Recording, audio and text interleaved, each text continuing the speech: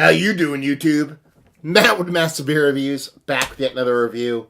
And, yeah, a little bit of pale ale time from a brewery I've never heard of time, from a crowler time, from Tennessee time, in the form of Rockin' Dough Pizza and Brew Co. It's our Barbarian Pale Ale. Yeah, crowler time. Always a fun time, other than when I try to actually pour it into a glass. That's when shit usually goes sideways. This beer comes courtesy of Gray from Tennessee. He actually sent me off a little bit of a beer mail not too long ago. Earlier this week, actually. And it had a couple cans in it, had a couple bottles in it, and it had this crowler in it. Brewery never heard of. I actually did a little research on it, just drips and drabs real quick to make sure I was kind of tagging the right people and the Instagrams and all that fun stuff. And just seems like a, kind of a pizza place that does kind of beer. We have one of those up here called Pizza Boy Brewing, so that's not foreign to us as far as the concept. They're a little bit bigger. They do a lot of bottles and cans and stuff like that. But yeah, kind of excited to give it a whirl, to be perfectly honest with you. So as far as what else it says on this crowler, it says Rockin' Dough Pizza Brew Company. Hello, my name is Barbarian Pale Ale, 6.1% pale ale, I assume. I didn't look up anything about the beer, and that be that. They are out of Tennessee, and that's all I know. Label-wise, it's cool. It's a font with, the whole name tag thing going on. So let's give it a pour, see what she's got. Okay. Horrible crowler pork incoming. Okay. Dark. It looks dark. It's a little darker than what a lot of people covet in their pale ales nowadays. It looks a little, when you're getting a little bit darker, talking about a little bit more malt forward, a little bit more old school is basically what I'm saying. Doesn't necessarily mean it's going to be a bad beer by any stretch of the imagination. Just darker. Gigantic head. That's just the way the cookie crumbles, or the way the growler pours. I should probably just say that. Big head generated for that, but what head is there is kind of gravity defying. Nice kind of creaminess to it. Medium, smaller bubbles throughout. Citrus abounding, like a candied kind of citrus abounding from this distance away, and all the shit I poured everywhere. And she's got a soft, hazy, kind of copper penny color to her. Soft copper color. A little bit of haze. Definitely kind of looks like an old school kind of pale ale. See if we can get a nose on this gigantic head.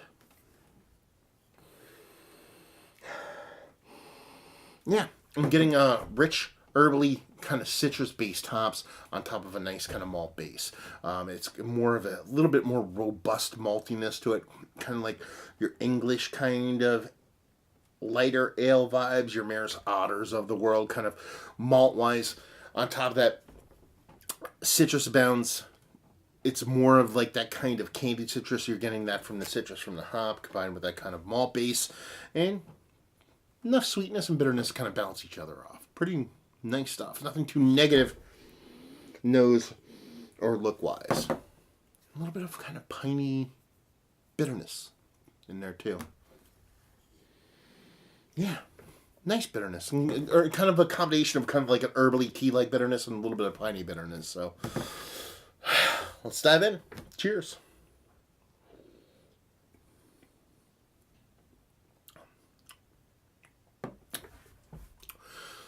Man, that's dangerous stuff right there. Super chuggable. It's decently cold, but it's not super cold. You're talking about right around like 50%. It's super cold in the house, hence the hat on. I was away pretty much all week. I just got back from about 4 days away. My house is a little bit colder than usual. Combine that with it's about 8 degrees outside, and it's been negatives the whole time I was gone, so the house is a little bit frigid. So my beer cooler is running a little bit cooler, but it's still kind of in that acceptable realm. Probably mid to high 40s. But then getting not as malty as I thought, but not as hoppy as I thought either. It's kind of like landing a little bit shorter when the nose is giving you, in that you get a nice kind of still, a little bit kind of Maris Otter-y, kind of caramel, kind of malt base, combined with that kind of citrus forward, a little bit of tea-like vibes on the pale ale-ness. Now, the thing I would really actually kind of zero in on this is the kind of well-madeness, the cleanliness, the non-negativeness of the beer itself. It's super chuggable. And that's the whole dangerous part that I was talking about when I first took a sip. It's super drinkable. I can drink this all day. Sitting in a bar, eating a bunch of pizza, watching the game, doing things like that. This is a beer I could just sit there and just kind of slam 19,000 of them all day long. Now, the 6.1% would definitely creep up on you, but at the same time, it's well made, it's clean, it's crisp. There's not much negative there. You're not getting your buttery vibes or, even your cream corny vibes, any of that stuff. Well made. That's pretty good. Coming from a crowler that was shipped in the whole nine, does not suck. So yeah, is it otherworldly? Is it going to change the way I think about pale ales, or kind of make me get a super boner for a brewery that makes pizza and beer I've never heard of before? No. What's it going to do? It's going to make me actually think about this brewery, especially if I get down there in Tennessee Way. If I, kind of want to pop at a place, have a couple beers and a slice of pizza, it's kind of made me be like, okay, this might be the place to go. Do I know that's the case? I've only had one beer. Future be told, maybe I'll have more, but at the same time, pretty tasty stuff. So let's talk about it. It's one of the better pale ales I've had as of late. No. It's not one of the best ones, but it's super tasty and super drinkable, and definitely, it's more of a beer I'd want to drink, a sessionable beer. If you got this down to sub 5%, this is what I want to drink all day while talking to people. While having the beer be a delicious point, at the same time having conversation lead the way and not have the beer be the star of the show.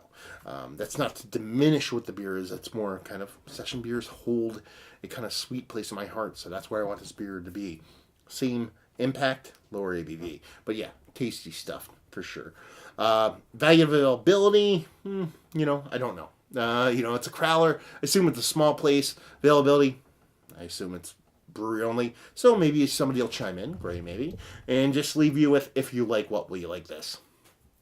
If you like chuggability and crushability, it's kind of where this beer lies. It's what it wants to do, and it does it pretty damn well. So if you're looking for a beer you want to crush, chug, and have fun, this is your boy. Now, I'm assuming this is brewery only, so kind of flip the script on that. You find yourself in Nashville, you're up for a slice of pizza. I don't know how their pizza is, but to be perfectly honest with you, any pizza that comes out of not New York or New Jersey probably kind of sucks, because only pizza from New York and New Jersey is actual real pizza. I mean, that's facts. You can argue with me, but you're just wrong.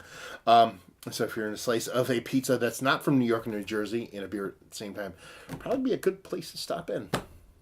There you go. Another review in the books. Hopefully you guys enjoyed it. If you didn't, anywhere in between, down there, words and stuff and things. Facebook, Twitter, Instagram, Untapped. Those are 4 places you can check me out everywhere else in social media. There's a 5th place. The audio world, the podcast world, iTunes, Stitcher, all that stuff. Beer Massive, so it's beer, and MASSIF. What is that? It's a podcast I'm doing. It's part a podcast I used to do, not the one I did on YouTube that I kind of translated over to podcast. It's an old radio show I used to do. Tons of old brewer interviews. Everybody from Treehouse of Trillium to Sam Adams to Rare Barrel, the whole nine. Tons of interviews on there, uploaded for your pleasure, free. Just listen to them. That's pretty fantastic. New content coming forward. And, incoming new equipment combined with some bleed over for some content from this channel, but a lot of original stuff. So definitely go check that out. iTunes, Stitcher, Apple, iTunes. Go there, rate, 5 stars, all that fun stuff. Yeah.